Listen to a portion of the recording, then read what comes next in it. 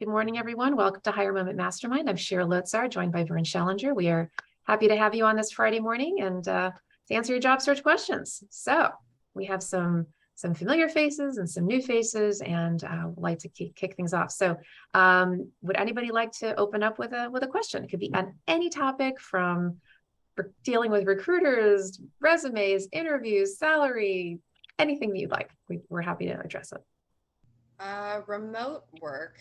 I don't have a vehicle. So that's been difficult to find work that way. Well, I will say this, Jean. Here's the positive thing. We've actually talked about this on previous calls, so I'm happy to go over this again. Thankfully, in the last year or so, a majority, I've truly, not just a few, a majority of employers now are offering positions that are full-time remote. Oh, It's a phenomenon in the country. I mean, a real phenomenon. okay. Where, yeah, I'm going to make up a number. I'm going to say 80%. And that's very anecdotal. Okay. I don't have any hard numbers on that. But I'm going to say 80% of employers are fully remote. In fact, there are companies out there, many, many, many, that have literally left their office buildings and gone completely virtual. Yeah, my sister's that way. Yeah. So if you go on Indeed or LinkedIn and you do a job search and literally where it says location, just put in remote, Okay. you're going to see all these remote positions come up. Now, I will tell you that it also means there's a lot of competition because it's remote, they're able to do a national search and look for candidates everywhere. That means you're competing with candidates all over the country. Okay. So your competition's stiffer, but yet you have more opportunities than you ever did because you're not limited to your local region. So be encouraged. There's tons and tons and tons and tons. Actually, there's so many now. I have coaching clients who literally say they will not even consider a position if it's not fully remote. Okay. Because there are that many now. So be encouraged. Jean, what type of work are you looking for? Oh, okay. So I have a disability. So, well, like physical things, I have a hard time doing.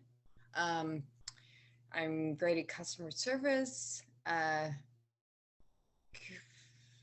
retail.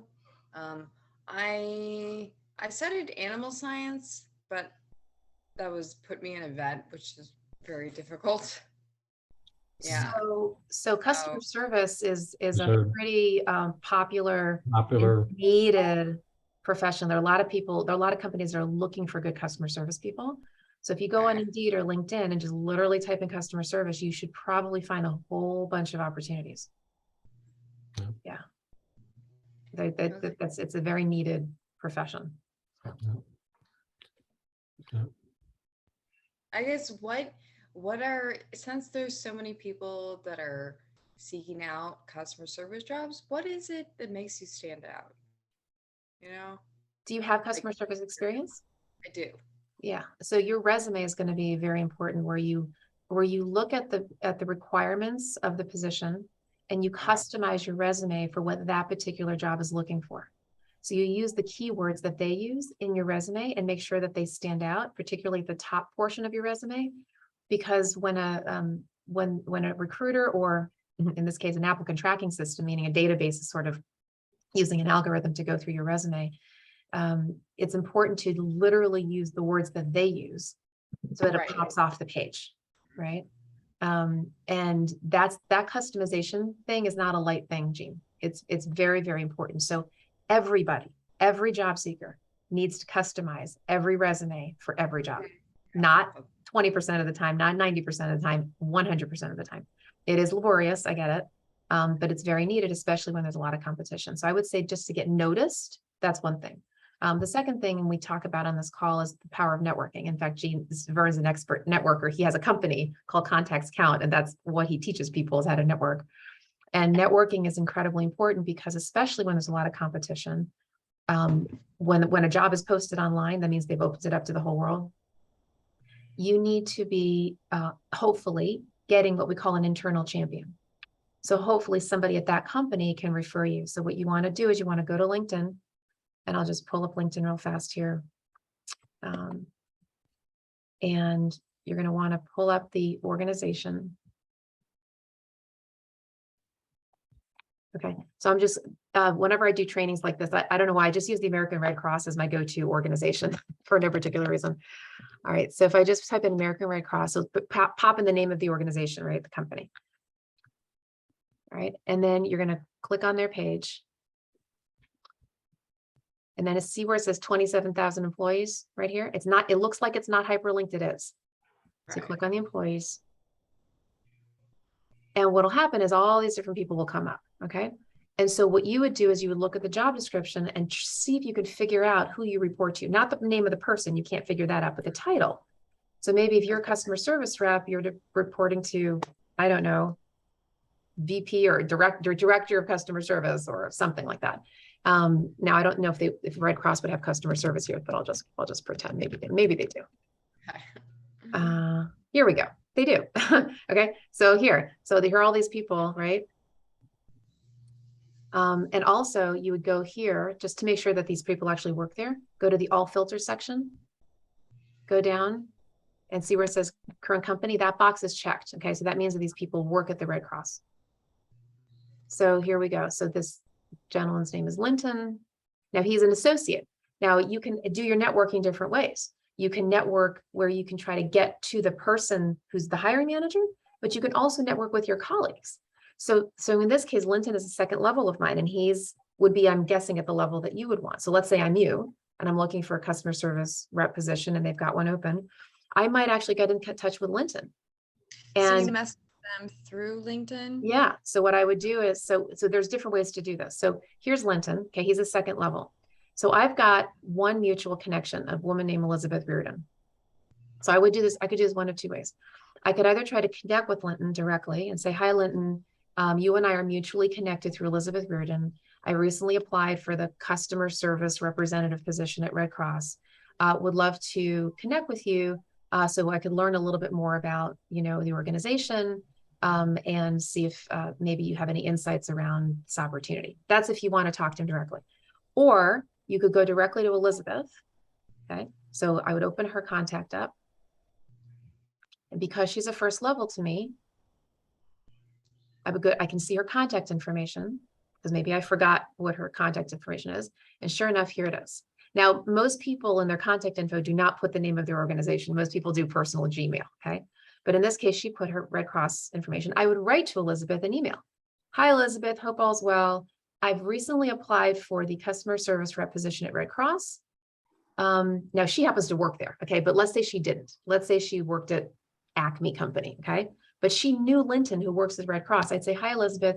I understand that you're on LinkedIn. You're connected to Linton, who works at the Red Cross. I recently applied for this position.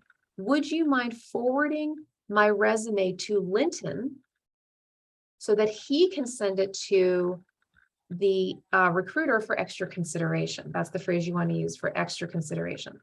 So you're using your first level contact to get to a second level contact. Like there's lots of ways to do this, but that's one of the, that's a really straightforward way. Now, if the person's a third level to you, you're not going to see who's the mutual contact. So you're going to just probably have to go in through the front door. And so let's pretend, so let's go back to this list. Okay, so here, so Brant. Okay, so Brant's a third level to me.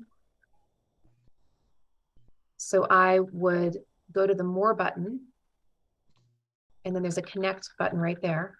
So what's a third level person, you typically are not going to see a Connect button here. You're typically going to have to go to More and then hit Connect. Oh, and now LinkedIn's added a new thing. How do you know this person? So, you might just say other, okay? And then you hit Connect and then add a note, all right? And add a note, you would say, "Hi, Brant." It's a cold outreach, mind you, but say, "Hi, Brant. I understand you work customer service at the Red Cross. I recently applied for that kind of position. Would you be open to connection so I can learn more about the role?" That kind of thing. Okay. All right. Hope that helps. All right. Good. So let's keep going around the corner, around the room here. Tavi, do you have a question? Yeah, piggybacking on what Jean was saying about like remote positions, and what you mentioned about the Red Cross, I've looked into the Red Cross myself and got like emails for like customer service position where I guess they train you how to do it, but it's like handling like blood work and documentation, but I don't think it's remote enough. But I think maybe if one searches Indeed for remote jobs and whatever organization interests them, there'll probably be something. But There's a lot. it also mentioned that they train you like how to do the work. So Absolutely. There's a lot out there. I think customer service is one of those, there is a labor shortage in this country and for a lot of positions, particularly in customer service, retail, Gene, as you mentioned, anything in supply chain. There's like a lot of openings and a lot of employers are having a difficulty finding folks at that level. So Gene, I think you'll have more opportunities than you might imagine. Okay. So I had a quick question about that. Sure. Do you think it's possible, like, the customer service might be replaced by automated, like, Sure. Yeah, but that like which you can be can- automated will be automated, but, and it already is. I mean, look, there is AI out there. I mean, look at when you or I call a company, how often do we get the voicemail saying, hey, I am, I'm like the automated person that says, oh, can I help you? Right. And you have to ask your question and they'll try to answer it. Yeah. But of course, at some point, you still need a live person. At some point, you have a question that cannot be answered by a robot.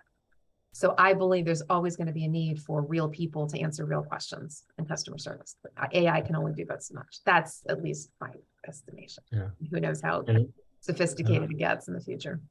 yeah, and I'll chime in on that as well. Unless AI gets much better, I find most of those systems to be terrible in terms of customer service. Yeah. They drive me right up a wall. Yeah. So I keep trying to find the button. How can I get to a human being? I know. It's Exactly. We still need human connection. Yeah. All right. Other questions? Daryl, do you have a question? Not as of the moment. I will pitch in if I have any questions. Okay. Okay. Thank you, Shira. Sure. Sandra, I know you're usually on video. Good morning. Good morning, everybody. Hi. Any questions on your end? And by the way, for those who are new, Sandra actually has a recruiting background. So, sometimes she's able to chime in here and help us out with our questions. So, but anyway, Sandra, any questions for you? Not initially. I know I just need to, I need to be more, oh gosh, I need to keep pressing with my networking. That's my area of improvement. So yes. How has that networking been going? Can you share with us any techniques you've been using? Well, number one is not overthinking it. So if I'm on a networking call and, people are in the chat, sometimes there'll be a whole bunch of people just saying, hey, I'm in supply chain. Hey, I'm in HR, whatever.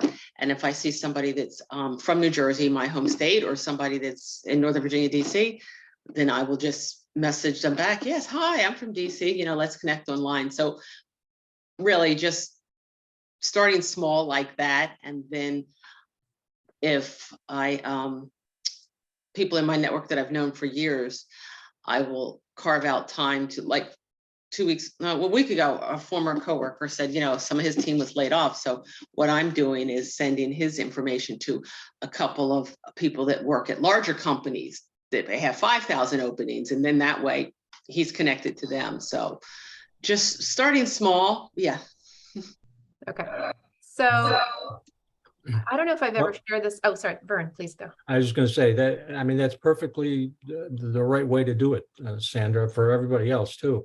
As long as there's some commonality, the person lives in DC or the person was from New Jersey in your home state, you have, other than spending a little bit of time going through that, you just never know who you're going to get connected to and how they might help you in your job search until you actually have some conversation with them. And the more people you talk to, and the more people you can share with them who you are, what you're looking for, the greater likelihood that somebody somewhere is going to hear about a job and call you back or email you and say, hey, I just saw this job. And that's just such an important part of the whole job search process. So Do you think LinkedIn is the best way to connect with someone? I don't have an awesome LinkedIn. in a virtual world that we are in, it is increasingly important to leverage LinkedIn. I actually have a whole training on that. I'm going to share with you a video that I did. It's a couple hours, but it's worth the time. Let me just bring this up for you here, and it's too much information, right, to go through in this short time. But let me bring you to this page. So if you go to again to this to my website, purposefulhire.com, this page is called Share Speaks to Job Seekers. All of these are free videos. Okay, these are trainings that I've done for job seeker groups, and one of them is called Using LinkedIn Like a Pro. Again, it's a couple of hours. I'm going to put in the chat the general link, okay, to this whole page.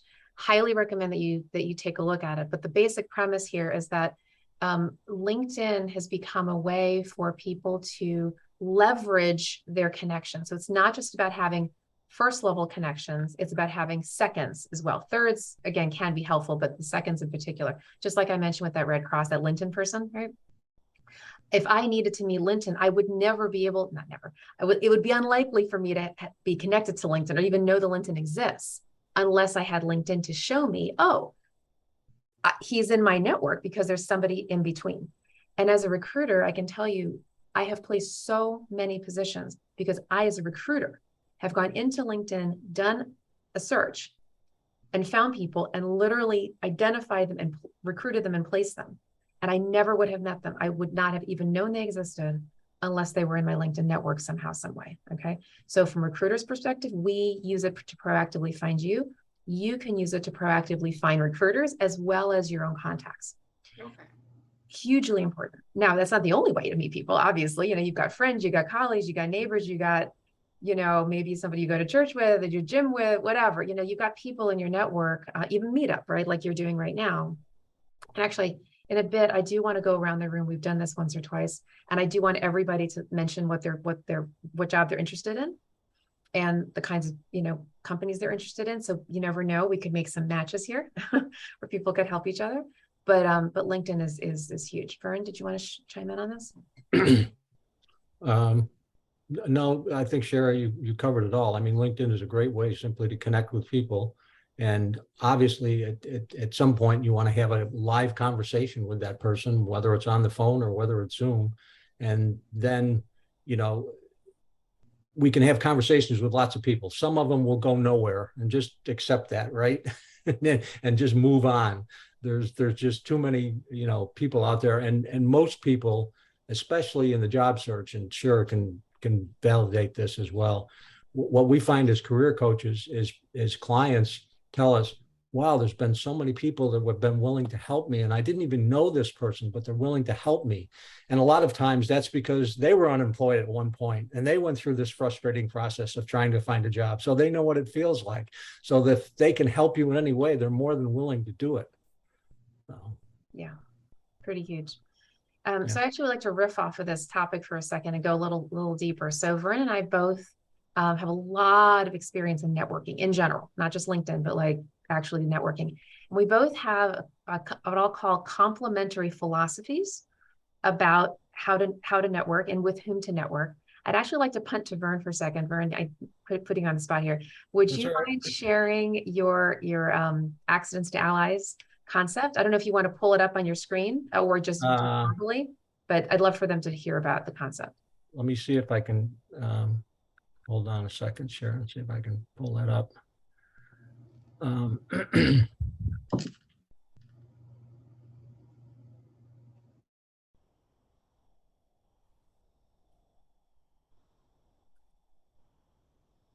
right, can you?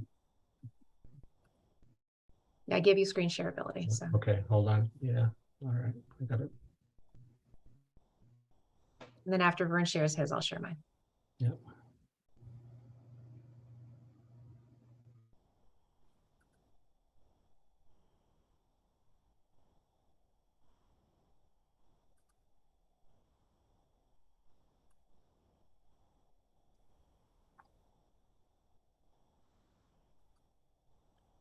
right, can you see that on the screen now? Nope, you're gonna need to Nope. hit the share screen button. Yeah. Can you see it There now? there we go. Yeah, okay. All right. So this diagram is, Before Vern, before we go on, just because it's really, really small, would you mind hitting the presentation button at the bottom? um, Go to just to the left, one more over to the right. right there. That one. Yep. Yeah. There you go. Okay. So this is a diagram of any conversation you can have with anyone, anywhere in the world at any time. Okay. And I won't spend too much time on the outer, circles here. Accidents are just random encounters. Somebody you sit next to on an airplane, somebody you stand in line with to get concert tickets. You can have a conversation with them. Sometimes those conversations actually result in some meaningful connection, but very rarely. Acquaintances are friends of friends. So if you, for instance, in the job search, if you have a friend and you know someone in their network works at the Red Cross, then obviously you have a pretty easy way to talk to your friend and say, hey, could you introduce me to John? I know your friend John works at the Red Cross and I've applied there. And so that's one way to make a connection during your job search. And associates are people that you have something in common with. And literally every one of us has thousands of people that we would, contacts count would classify as associates. If you think of all of the people that you've worked with in every job that you've ever had, that you've had some conversation with or some relationship with, everyone at your place of worship, everyone at the gym you belong to, everyone at the PTA, everyone at the soccer field, everyone at a hobby or a social, group that you belong to. Those are all associates of you, and especially in a virtual world. I mean, Facebook and anything else that you're LinkedIn, you have some connection to those people, and you can easily start a conversation with them. Much like, Sandra was saying, she, this person was from New Jersey, this person was, lives in the DC area, and you're able to connect with them. And then the active stage is when you're actively having a conversation. And the most important thing from contacts count to remember is that networking is about teaching and giving. When you're in a conversation with someone, the more that you can teach them about who you are, what you're looking for in the job search, what your passions are, what your goals are, what your aspirations are, what your challenges are, the more that you communicate with them about who you are, the greater likelihood they can help you in some way. And conversely, this can't be a one-way street. You've got to learn all of those same things about the other person. You need to learn who they are and what they're all about, and what are what are their challenges on the job, and what problems are they trying to solve, and as much as you can learn about them, and then in some way you'll be able to give back to them, whether it's at one end of the spectrum, it could be something as simple as sending them an article that they would be interested in.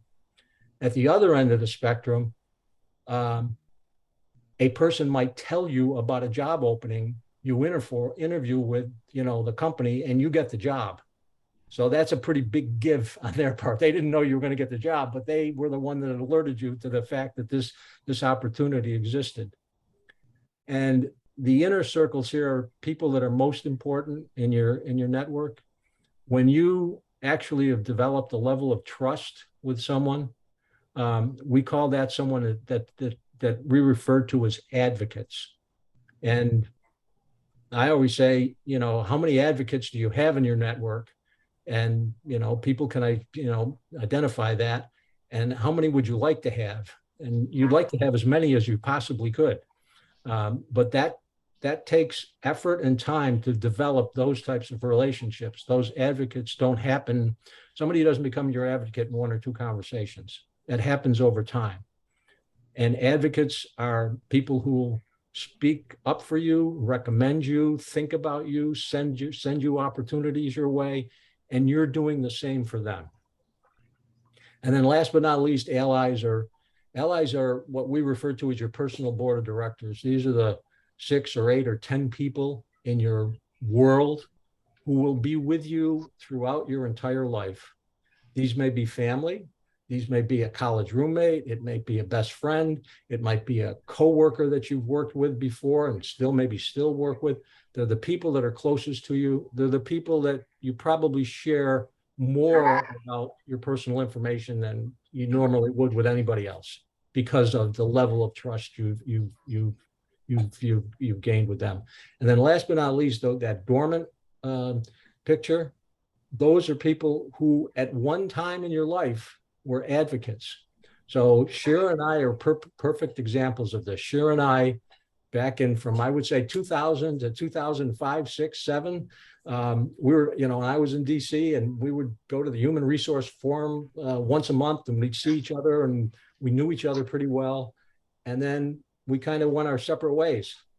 And 2 years ago, somebody reconnected Shira and I. Through this group, by the way. It was an attendee on this group who was And coaching. she was on this Vern. group. She was actually a former client of mine who as a career coach, she was on this group, and she said, geez, one of the people on Shira's group's leaving for an assignment in Korea. She said, I think you'd be great on Shira's group.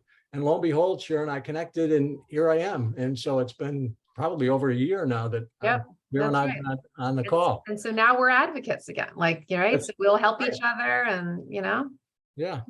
So again, the network, and Shira and I know we've mentioned this before, but a couple of you are newer on the call.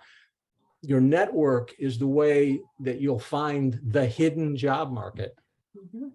There are numbers of jobs, lots of jobs that are never posted on an Indeed or any of the websites. The organization simply says, who do you know? We've got this opening, and people reach out to their networks.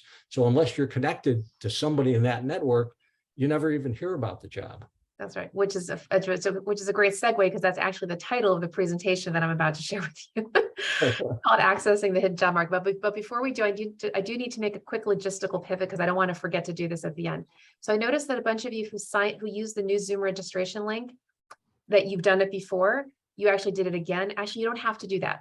Once you sign up for this meeting, our Higher Moment Mastermind meeting, and you use the Zoom registration link once, as long as you've signed up one time, you're going to get the URL. You will use that URL every other time. You do not have to register a second time or a third time or a fourth time, okay? Now, it'll last for a year. So I started this Zoom registration a couple of weeks ago. So I believe it goes through the end of June 2023. I pray that none of you are with us then, that you've all gainfully landed employment, okay? But anyway, but yes, you can use the URL that you get for this meeting. Just keep on using it, okay? So that's just a little sidebar. Okay, so I'll stop for and share, and I'll start my own, and I'm going to share. So this presentation I call Accessing the Hidden Job Market. Now the slide that I'm coming to here is a specific one. So this was the presentation itself, okay? And I go through a little intro, which we don't need to do here. But I want to start with this, what I call leveraging your family network. So it's very, very similar to what Vern just shared, but it has different nomenclature and just is a little different model. Whichever one strikes you, that's the one you should use, okay? So this as long as you're networking. As long as you're networking, we don't care. Whatever model works, okay? So he's got the A thing, and mine is going to be as follows. So who should be in your family network? Two kinds of people. People who know you, like you, and trust you, and people who get what you do or what you want to do. So the people who know you, like you, and trust you, that has to do with the type of relationship that you have with them. Kind of very similar to what Devern was talking about. Are you really close with them? Not so close with them? How much do they know you, like you, trust you? So I'm going to show you in a second what I mean by that. Okay, so that's the relational thing. The people who get what you do or want to do, that's a professional connection. These are the people who, Sandra, in your case, right? So you've been in talent acquisition, which is a fancy word for recruiting, okay? So you're in the recruiting world. Recruiters are people who get what you do or what you want to do. HR generalists get what you do or want to do. A public relations specialist may not get what you want to do, okay? They're a little bit outside your realm. So you're going to be should be less inclined to go run after networking with a PR person rather than an HR person or a recruiter. That might sound kind of obvious, but it's really important because when you're thinking about how you prioritize your networking time, you're going to want to be thinking about both of these categories. And in a second, I'm going to break it all down for you. But I wanted to give you a high level idea because what you're trying to do at the end of the day, the best kind of connection is somebody who really knows you, likes you, trusts you, a close connection. And hopefully that person also gets what you do. Because if they really know you, like you, trust you, they're going to want to proactively help you. And if they get what you do, they're going to be very capable of helping you because they're going to have hopefully the right network. Okay. And so we're going to break it all down. So here's how it works. So in the know you, like you, trust you column, okay, we've got twins, siblings, first cousins, and second cousin. And this is the same formula that's going to work for the people who get you. So it's two different kind of categories, but it's the same model. So in the know you, like you, trust you category, a twin is somebody who knows you by voice. So that's what Vern would call an ally. Okay. How I like to say it is, this is going to someone who's going to dance at your wedding and help you move. All right. No problem. Like they're just on speed dial and they'll help you. It's the, hi, it's me, like you don't have to even say your name. A sibling is somebody who knows you by first name. So Vern and I would be in my category, would be siblings. He calls it advocates, right? Close colleague. Hey, Vern, I need your help with this. And Vern can say the same to me. And it's close. Okay. Again, these two, the twins and the siblings, are people who are going to advocate for you. These are people who are going to champion you because you have a close relationship. A first cousin, I consider a past relationship with a very warm connection. Past meaning it could be recent past, it could be a long time ago. I've had it happen. Like, look, Vern and I hadn't seen each other in 10 years. I don't know, long time. And it was just like nothing. Oh, blast from the past. Vern, how you doing? Right? Like that kind of thing. Could be 25 years ago. I don't know if you've ever had that happen. I have, where it's been a super long time, but it's like no time has passed because we left on very good terms. We had a good relationship last we saw each other. So that's one that a dormant, Vern calls dormant, right? That you can resurrect. And then a second cousin is a past acquaintance where you're friendly but not close. So this is like you met a long time ago. You weren't close to them, but it was like, hey, so-and-so, remember we met at the blah, blah conference, or we used to, oh, right, Sandra. Yeah, all right, okay. So any of these people can be good in your network, but of course you want to first prioritize the people who are your twins and siblings, because they're the people who are going to be your best champions. And I have this next slide just basically gives the example of, how you'd call them, right? Hey, it's me for a twin. Sibling, hi, Vern, it's Shira. First cousin, hi, it's John, it's Shira. Oh, long time no see. And then, hi, John, it's Shira. We met at the blah, blah. Okay. Now, then you want to get to the people who get you. All right. So here's the concept. So a twin is somebody who does what you do. Most people do not leverage this very important connection. Most people think, oh, they're my competitor. Why would I go? Are you kidding me? This is the person who does what you do, meaning that they're going to be recruited for positions that may not be right for them, but it could be right for you. We recruiters count it. Sandra, right? Don't we count on that when we recruit? And I know, Vern, you've recruited too. Yes, we do. Yeah. When we go out, we're looking for somebody. Let's say we're looking for, I don't know, we're searching for a director of marketing. We're searching for an accountant or whatever. We're searching for somebody. What do, Sandra? We go after the person who does that job in LinkedIn typically. And we'll say, hey, Jean, your customer service. We're looking for customer service rep. And so Jean, you're on LinkedIn and I find you and, let's say you're gainfully employed and you're not looking for a job. Okay. I don't know that. It doesn't matter. I'm going to reach out and Jean's going to say, hopefully, Jean's going to say, oh, that's an interesting customer service rep job, Sandra. It's not right for me, but I have a colleague who does what I do. Call her. We count on the fact that you are birds of a feather, because oftentimes people in a profession hang out with people in that profession. How do we know this? Because of the association world. There are membership associations all over the world, literally, where people in a profession will connect. So Sandra and I and Vern would likely be in the human resources community. So the Society for Human Resource Management, there's other groups that are in HR. That's how Vern and I met, okay? Sandra and I probably could have met through there had we been part of a local chapter. The American Institute of CPAs, the Public Relations Society of America. I could go on and on and on. American Medical Association, right? All these different groups where people, birds of a feather, hang out together. So it's not that you have to be part of an association, but the idea is that often people in a profession know each other, and we recruiters count on that. So you need to build relationships with people who do what you do, hoping that they will refer you the right opportunity.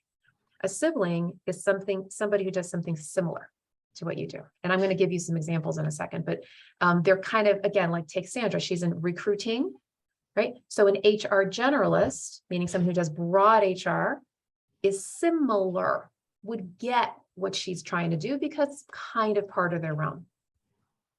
A first cousin understands what you do, and a second cousin is familiar with what you do. So here's the example that I like to give. So let's say that you were a digital marketer. That's a very particular niche within marketing. It's not broad, it's kind of very niche. It's all about the digital world. So a marketing communications person, which is a little bit broader, is somebody who, yeah, they probably know digital marketers. A public relations professional, also who's in the communications field, will probably understand what a digital marketer does, probably doesn't have a whole lot of connections, but might have some, okay? And then finally, a salesperson. Well, salespeople, yeah, the marketing person's all in a different part of the office, okay? They kind of sort of get it, and they might have some people in their network, probably not a lot, but this would be the extent to which I would deep dive my networking. And by the way, it's not to say, to Vern's point earlier, it's not to say that random people in your life couldn't give you wonderful connections. They can. Don't only, connect with these folks. Again, people in your place of worship and your neighbors and your gym people, absolutely. Go after everybody you can think of. But when you're prioritizing your networking, because you only have so many hours in a day, I also recommend that you think about the people who know you, like, and trust you, and the people who are in your profession or who get what you do, because they can maximize your networking efforts. Okay. And then the last piece of this would be the industry. Okay.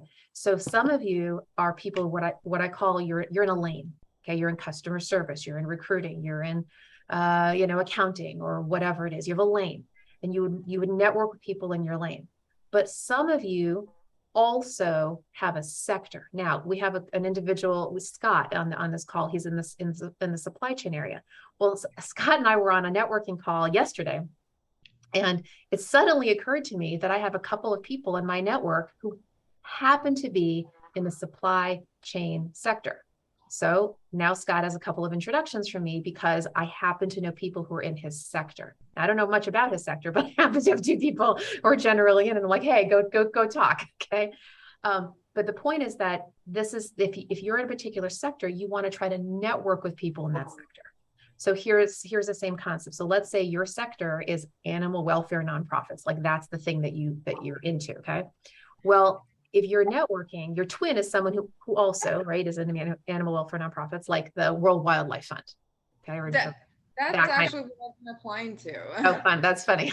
So let's just say that that's your thing. Like you're really into that. Somebody who works in an environmental nonprofit, like the Ocean Conservancy, might know people at the World Wildlife Fund. It's kind of sort of in the same ecosystem. Not exactly, but relatively, speaking. Somebody who generally works in the nonprofit sector would be a first cousin, meaning they're into nonprofits, but they might be in child welfare, as opposed to animal welfare. So they may or may not know anybody in animal welfare, but you never know. And then finally, I'd say a veterinarian. Now, what's the connection between a veterinarian and an animal welfare nonprofit? Not much. That's why I put it there, okay? Because they know animals. Who knows, maybe they're a member of World Wildlife Fund. I have no idea. But the point is that when you're thinking about sectoral connections, again, think of the people who work in the sector that you have or want to work in, and then just go along the lines that way. Does that make sense? So you've got these three different categories, but it all has to do with the connection that you have to that person or that person might have to you. All right. And then I'll just, I just give another example. And so just to recap here, the best networking intersections, there's actually two. So a know you twin, right? That person who's the dance at your wedding, help you move person, who also is a get you twin. So in Sandra's case, another recruiter, or in Jean's case, another customer service person, okay? These people want to help you and are best capable of helping you. The second best would be somebody who's a know you sibling or first cousin, meaning, yeah, you have a relationship with them. Sure, they're happy to help. They're like me and Vern, or, whatever. They're happy to help you, but they also really get what you do. Those people are willing to help you and best capable. Again, these, not that you have to stick with these folks, but when you're really prioritizing your networking, I should say, these would be the two groups of people that I think are going to be most helpful. All right. So there's my little speech. Was that helpful, folks? Between us, what Vern and I shared? Okay.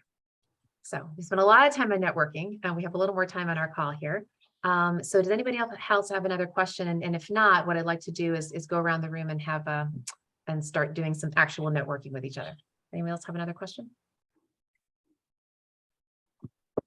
All right. So, sorry. Holly, I have a quick question, but I can save it till next week. No. Please. This is what we're here for. What is an appropriate time? So if you've had an interview and they tell you their time frame for kind of getting back to you, and you don't hear back from them in that time frame, Yep. What, aside from the mind games and the storytelling that's going on in your mind, what's appropriate? How long is appropriate to wait before kind of circling back and just saying, hey, I'm still really interested. Just want to check and see. Yeah, it's a classic question. So first of all, look, the general idea is, I know, remember that old expression, don't call us, we'll call you. Okay. It does apply here. It just does. Because the fact is, and Sandra and Vern can attest to this, if the employer is interested in you, they will track you down and send a carrier pigeon to your home. Okay. Okay. They will find you. There's never a reason for you to follow up just to say, hey, what's the status per se? Because trust me, you're on their radar. It might take longer than what they expected, because everything takes 4 times longer than what people expect. People go on vacation, things change. I don't know, somebody left the job. There's a million things that could happen. So generally speaking, you don't have to let any anxiety, and I pray you don't have any anxiety about this, but it's a different topic.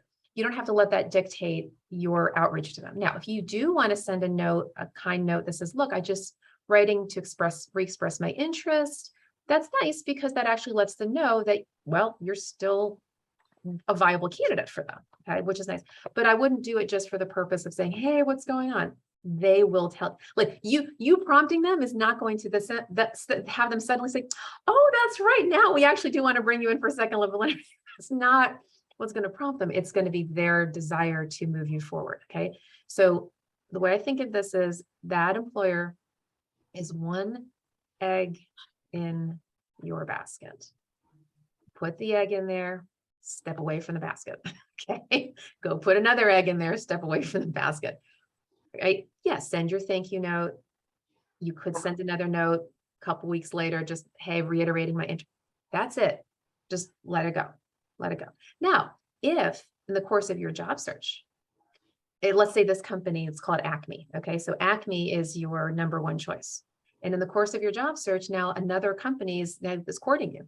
And maybe you're very close to getting an offer, but Acme is still your first choice now. And that's a different situation. Then please get in touch with Acme and say, Acme, look, I am very close to getting another offer.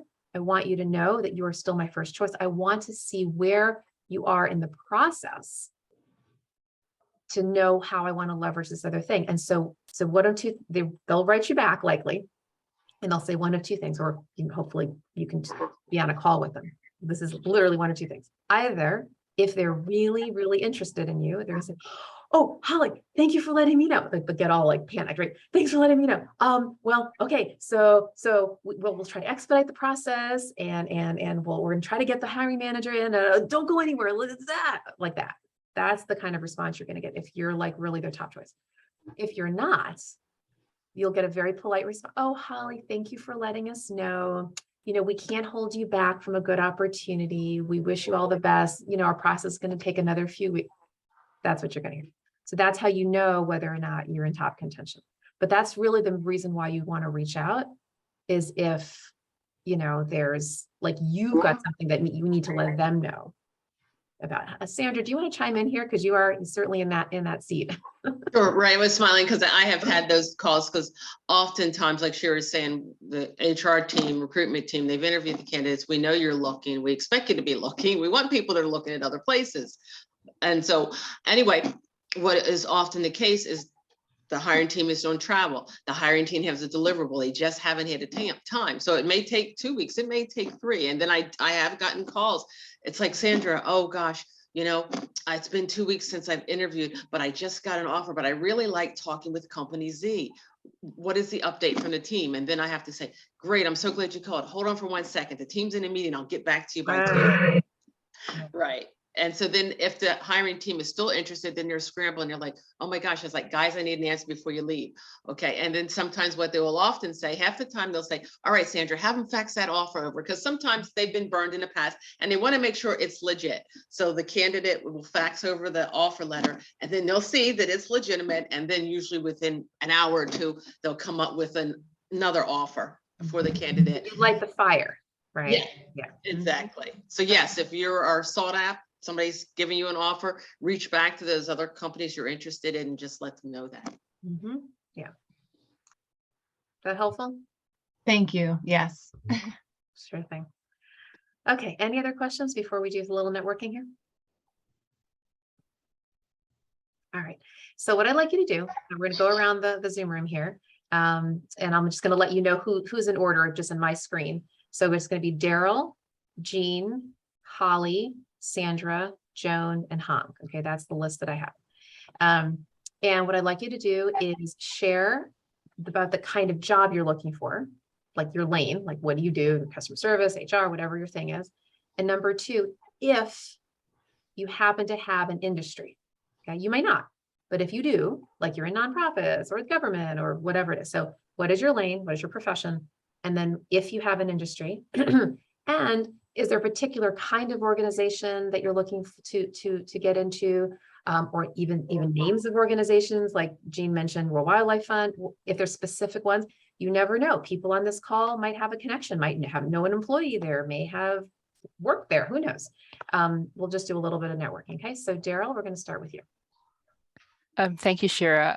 My name is Daryl Hannah, but you can call me Dana. My mom used to love the movie Splash, so she named me from the actress Daryl Hannah. Oh my Yeah, so, she loved it so much that she named me after her. So, thank you so much for the insights. I really learned a lot today. It takes a lot of time for me to really get into my brain that I need to network for me to get a job. I just transferred here 2 months ago in Virginia. This is our 5th relocation because we would have to transfer every time my husband gets relocated. And I love it here in Virginia. So far, it's been good. So I'm looking for project management or program management, specifically in the learning and development space, training industry. That's what I've been doing for the past 12 years, to be exact. So I have a small business in the Philippines. And I still do that only on Sundays because I got blessed with a team that I don't have to micromanage. So Mondays to Saturdays, I'm pretty open. Ideally, I'm praying for a global company. It doesn't have to be big. It just has to have like other branches in other countries, because I don't really know what God's plan is after this. Where are we going to be transferred? I would want it to be easier for me to transfer if in case they have other visibility in other countries, if in case we get assigned there. But that's in a perfect world, that would be the situation. But I'm open to like PM, open entry level, or L&D with this space, because this is what I really enjoy doing, and I've been doing it for a long time. And sorry, go ahead. No, that's fine. So you remember when we were little kids, some of us played the game called concentration. Remember this? where you have a series of like, squares, right? They're little cards, and you turn over one and there's a strawberry. And then like, 2 rows later, there's another strawberry, and you take the strawberry and you make, okay, I'm about to do that. So I'm going to do some strawberry matching. So Daryl or Dana, Holly and Sandra. So you have a connection here in the HR kind of world. So Holly and Holly's also kind of in the training L&D, looking to get into that education kind of space. And Sandra, as I mentioned, has been in HR, and L&D sometimes have a Yeah. connection.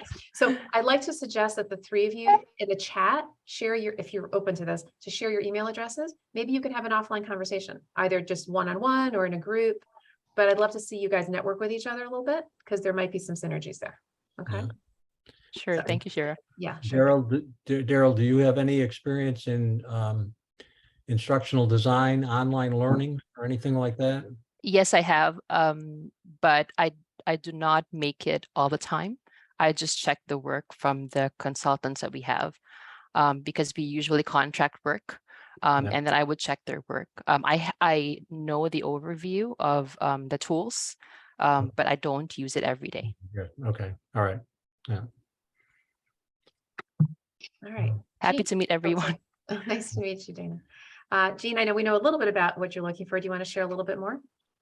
Well, I studied environmental conservation, so that's like my passion. Oh, I see. Environmental conservation, so World Wildlife Fund, Sierra Club, like places like that. Yeah. They're like their mission is towards conservation, Sure. animal welfare. So I'm looking on places like Chewy, just like animal care, like medicine, animal pharmacy technician kind of work, just in that field of animal welfare. Got it. Yeah. And customer service, I feel like, oh, that's just that's a low hanging fruit for me. Mhm, Yeah. mhm. Gotcha. So in that world of like environmental animal care. Gotcha. Anybody have connections in that world? No. Gene, I'm assuming you've gone to most of these websites. I mean, the Sierra Club website. Yes. Yeah. Okay. All right. So that's a good place to start in terms of understanding the mission of the organization, and if they have any particular openings, and then again, another thing, as you're networking, it's important for you, every person you talk to, you need to just tell them what you just told this group here. Okay. In terms of, this is your passion, environmental conservation. Love to work for the Sierra Club. I'd love to be in that world. Because you never know when somebody's going to say, well, my brother-in-law works for, That's right. the Sierra Club, or that type of thing. And again, go to LinkedIn, pop in the name of that organization, Sierra Club or Wildlife Fund, whatever. Hit the organization, get into people, and just see who's there. Now, you may not have any first level connections, which is fine, but you might have second levels. And any of those second levels means you have at least one mutual first level connection.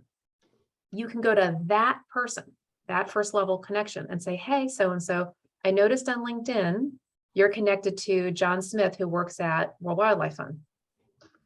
Would you consider brokering an introduction to John, so I can learn more about the organization and see if I could be a good fit there? Okay, so you can do that with multiple people. It doesn't have to be just one. Yeah. Squeaky wheel, right? It's fine. And hopefully somebody will speak with you, or at least point you in the right direction. But you want to be proactive. Don't just wait for a job opening to come on their website. 80% of jobs, at least 80% of jobs are hidden from the market, meaning these are jobs that are not posted on a job board. They're not on Indeed or LinkedIn or what have you. Sandra and I and Bern know this very well, right? Where we have a search and we bypass the job boards. We just go straight into networking. We call people, our kind of, hey, who do you know? Who do you know? Who do you know? And so there could be a job at World Wildlife Fund that is hidden from the market, is not on a job board. You're never going to find it on a public website, but somebody there knows that there's something going on. And particularly if you're looking for customer service, if you can network with anybody in the customer service area, right, they may know something. Who knows? Maybe there's an underperformer. Maybe somebody's about to relocate. Maybe who knows what. And they haven't posted it, but they're thinking about an opening, and you could be catching them at the right time. Okay, cool. All right. Sandra, did you have a question or? Just a comment, what Jean was sharing, you mentioned, okay, animal pharmacy. So, and this is what I'm thinking, Sharon, Vern, tell me if this makes sense. Okay, so my pet died last year of 14 years. So anyway, the practice that took care of my pet, the pharmacist called me. And so we had a conversation. And when my pet was time for her to die, took the pet there, and she came in the room and we talked. So anyway, so I know of a person who's an animal pharmacist. We're not buddies, we're not on LinkedIn or anything, but so I'm thinking, okay, great. Let me call those guys. Let me pop my head in there, let them know I have a job search partner who's interested in animal pharmacy. Would it be okay to share information? I don't know. Yeah, Right, great. absolutely. Remember, Yeah. that's like, remember in the family network tree, that's like a second cousin, right? Yeah. That's somebody who maybe, you never know, Mhm. connected to somebody at World Wildlife Fund or whatever. Right, you never know. never know. Thanks. Yeah. Thanks for sharing, Jean. Thank you, Sandra. And actually, Sandra, since you have the mic here, why don't we just have you go and share about your search? Sure. Hi, I'm Sandra George. So I am looking for human resources manager positions or director, or even talent acquisition. So talent acquisition is one of the functions of human resources. In my prior roles as HR director, I spent 75% of my time looking for great talent. So that is why I'm looking for talent acquisition or HR manager roles. My lane is government contracting, and preferably in organizations that are 300 employees or less. I'm open to working remotely. I have no problem going on-site or hybrid. And this is in the DC, Northern Virginia area. Also open to relocation. Thank you. Thanks, Sandra. All right, Holly, you're up. Hi, I'm Holly Martinson. My background is in education and coaching students that have learning challenges or are kind of called, I guess, neurodiverse or neurodivergent. And I'm looking for a learning and development position.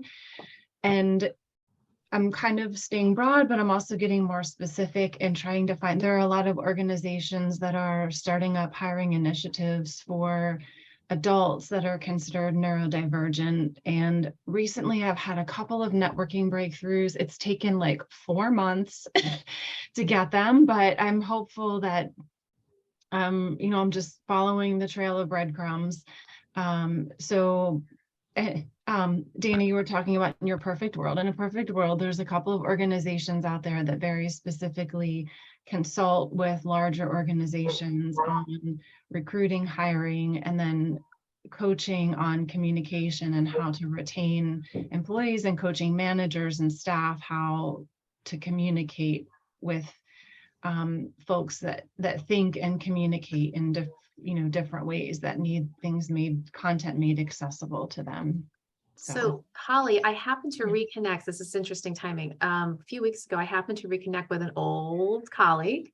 And when we were talking, as it turns out, she has a particular passion for that community and is looking to start something, whether it's, I don't know whether it's going to be networking groups or some kind of community. She's like all in that world. I'm going to put her LinkedIn profile here, even though even though her profile does not speak to that, because it's just something that's just a personal passion of hers. I am going to mention it. I'm going to privately chat you her LinkedIn here. And if you'd like an introduction, please email me. Okay. And then I'll put you guys in touch. Okay. Thank you. Just to see, you never know, because some synergies could happen there. Yeah. Thank you. Yeah, you're welcome. Okay. Joan. Hi, I'm so glad you have security, because I am employed full-time right now, and I'm looking for a friendlier pew. I'm a CPA, and my current role is as a senior budget analyst contract senior budget analyst with a federal agency. And soon as COVID goes down, we would be going in the building, and the building has definite problems. It has structural problems, mold problems, everything problem. The latest thing is they're going to work on the 10th floor because it has structural issues. Altogether, I do not want to work in that building. Yeah. But I like remote because I like people, but I would like remote because it gives me hours of the week where I'm not commuting. And commuting in the DC metro area is strenuous. Basically, my role right now is I'm a former IRS large case agent. My role right now is I fix their accounting errors. I find them and let them know so that they have the funds. The department I work in serves as a bank for a federal agency. We manage maybe $450 million, and we fund entities, and we have to track to see that they are using the money as they're supposed to. And at the year end, if they haven't, we have to take it back. So I'm constantly tracking their usage of the money to make sure that there is not going to be any left at the end of the year, or they're not going to run short and need more money and that kind of stuff. But I'm open to a budget financial position as long as it's remote. I would like to work in a building, if I have to go in occasionally, that's not going to collapse on me. It's been interesting. I've done a lot of things with my accounting. I work for the software development firm. Obviously, I'm ex-IRS large case agent, but I'm looking for a new role that I guess is friendlier, because after a while you start to get on people's nerves when you keep telling them that you got a problem. So that being said, the reason I'm tuned into you're my lunch today, is to fluff up my feathers and get an enthusiasm for job hunting again, because I know all the things I'm supposed to do, but somehow I need your encouragement, and I am going to email you about my hacker problem. Okay, so Joe, a couple of things for you. So first of all, are you familiar with CNM, the Career Network Ministry? Are you familiar with the accountability groups? I looked into one of those, kind of looked at it, and I'm sorry, I don't need to pick up a bunch of people that need help and can't give me help.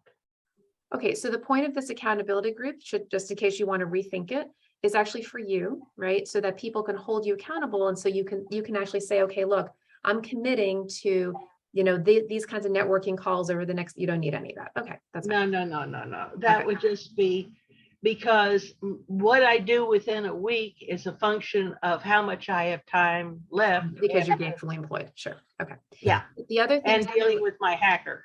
That's fine. So the other thing too is, while you are in the federal government, do you feel very confident in networking within the federal government for your next job?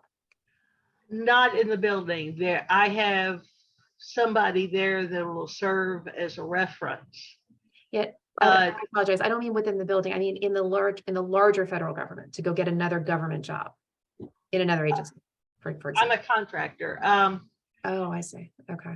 Yeah, and I have to be very careful because it's amazing how us contractors keep switching chairs between federal agencies, because it's a niche what we do. Right. Okay, so this may not be the referral I'm about to say may not be appropriate for you, but could be appropriate for somebody else on this call who is interested in getting into the federal government. So there is a coach, her name is Corliss Jackson. Some of you may have heard of her. She She's an expert in helping people get into the federal government, and she has a webinar coming up, and she does this frequently, so this isn't the only one, but I'm going to put it in the chat box for everybody here. She has one coming up on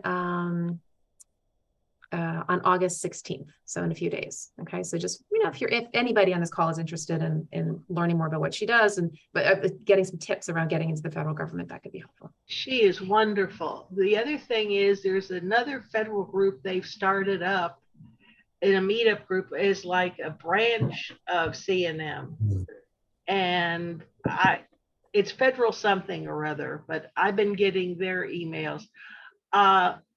I'm a senior and I don't want to go back to the government again, full time. Contractor works much better for me. And because in a couple of years, I'm going to be going down and doing something like retired, and maybe do like a little seasonal tax preparation or something like that. So I don't want to go through the hassle of a TS or a secret or anything like that. Okay. All right, well, thanks for sharing all that, Jen. We appreciate it. Yeah. I shared a lot more than I expected to, but That's no, okay. I'm going to email you because I need some expert advice on hackers. Okay, and I don't know if I'll be the person to help you, but you're welcome to let me know, and I'll try to direct you to somebody who may be able to help. Thank you. You're welcome. All right, and then Vern, did you have something to say? No, I'm good. And Han, let's go ahead and wrap up with you. Okay. I'm Hong. I'm from Canada, near Toronto. I'm very happy being here to learn everything from everybody. So I have 25 years experience in finance department. And the most recent role I have done is a financial analysis. I work for the charity, and I love working there because helping people. I like help people. I'm looking to work in the charity again, in the retirement home. I'm very happy. I got a volunteer position in the retirement home, so I hope I can get a job in finance department. I have done the whole cycle in finance department. For now, if I'm looking for the job, I want something like more simple, like accounts payable or doing something simple. Like Joanne said, when you work in finance in higher level, big management or director, your job's like a babysitting. You have to tell them do everything, a lot of responsibility, a lot of a deadline, like last minute report. I have need something that they give you information 5 o'clock. Hong, I have a meeting at 9. Can you do something? I have to work till midnight to have it done. I don't want to go back to that. I want to do something easy because my age, I don't want to work long hours. Something make me simple and make a little bit money. That's it. Why I want. So that's for me. So Han, you wouldn't know this. Nobody on this call would. Most of my extended family is in Toronto. Oh yeah? Yeah, you wouldn't know that, right? And both my grandparents were in Baycrest. I don't know if you're familiar with Baycrest. It's on. What about? Yeah. It's in Toronto. It's on Bathurst. Yeah. Anyway. Oh, that's very popular area. It's very popular. It's beautiful now. All the restaurant, the high end, all over there. Yeah. So look, I have, tangentially, I could probably get you a connection there. I don't know if you want a connection into Baycrest. Yes. But please. Okay, so I'd have to do a little puddle jumping through my father and whatever who lives there. But if you want to send me an email, I will do my best to see if I can hook you up. Okay. Yeah, I'm going to email my resume anyway. Yeah, yeah, I'm so happy. So I got connection now. You have a potentially. So what is your email? Yeah, let me put my email to everyone here. Yep. Here we go. Okay, it's all there. So it's Shira@purposefulhire.com. Yep. All right, I'll see if I can hook you up. Yep. All right, so I think we've had some good networking today. Learned about networking. We did some networking, and hopefully you're all inspired to go out and network and help each other, right? And help other people. You want to be a go-giver, right? Not just a go-taker. It's great to receive, but it's wonderful to give. So as you're networking with people, you want to make sure that you are offering yourself to them, right? Listening for what their needs are and their challenges, and how can you be of help to other people? How can you make good, thoughtful connections for them in your network, right? Whatever it is, maybe they need to meet a person, they need a resource, whatever it is, you go offer yourself to them. Okay. And then keep Okay. paying it forward. So networking's what, I'm still on mute. Yeah, you're fine. I'm good. Mhm. So networking's not about talking and taking, it's about teaching and giving. giving. That's right. Excuse me, Shira. Yeah. Speaking of, you mentioned a go-giver. I know you recommended, that's like probably like last year, the book, The Go-Giver. Which one do you recommend that you read first? I would just, I haven't read them all, and I read The Go-Giver partially many years ago. That one right into itself called The Go-Giver, the little red book. I just Okay. start there. It's teeny, it's a Thank you. little, it's a little thing. And Mhm. it's red just one. great. And then there's a website called The Go-Giver. It's the Go-Giver movement, actually. You just Go-Giver. In fact, I'll pull it up here. Thank you. Yeah, you're welcome. Hold on a second. Go-Giver. It's called thegogiver.com. Thanks so much. Thegogiver.com. And the book looks like this. The first book looks like this. Okay. Just terrific. So teaches you all about, and this is the author, and teaches you all about, it's very, very popular. How to be a giver, how to help other people get what they need, and creating value for other people is really what it's about. All right, so with that, we'll go ahead and wrap up the formal part of our call. And for those who'd like to stay on for a short prayer call, I'm happy to be with you. All right. Thank you very Have much. a blessed day, everybody. Bye-bye,